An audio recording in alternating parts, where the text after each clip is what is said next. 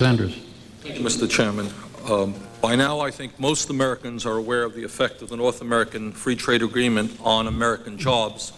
The knowledge that American workers are going to have to be competing against people with a minimum wage of 58 cents an hour, manufacturing wages 10% of what our American workers are making. They are also aware of the fact that there is widespread use of child labor in Mexico, and they are also aware that Mexico basically is an undemocratic government where free elections are not held. And that is why all over this country there is growing concern about the NAFTA agreement. But most Americans have not stopped to consider the effect of NAFTA on financial institutions in the United States. If this treaty is approved, a number of very large U.S. banks stand to make huge profits by expanding their operations into Mexico. Unlike what some of the previous speakers have said, it is not necessarily true that what is good for major U.S. banks is good for the people of this country.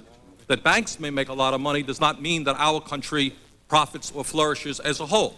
Right now in my own state of Vermont, we are looking for capital to be invested in industry within our own state. All over this country, communities are in desperate need of capital to create jobs right here in America. And while this treaty may be a wonderful opportunity for some banks to make huge profits by investing in Mexico, that's great for the owners of the banks, but it's not necessarily great for the 16 million workers in this country who are unemployed or underemployed. I am also, as you know, Mr. Chairman, currently U.S. banks are banned from conducting operations and opening branches across state lines. U.S. financial institutions also cannot conduct both commercial and investment banking operations.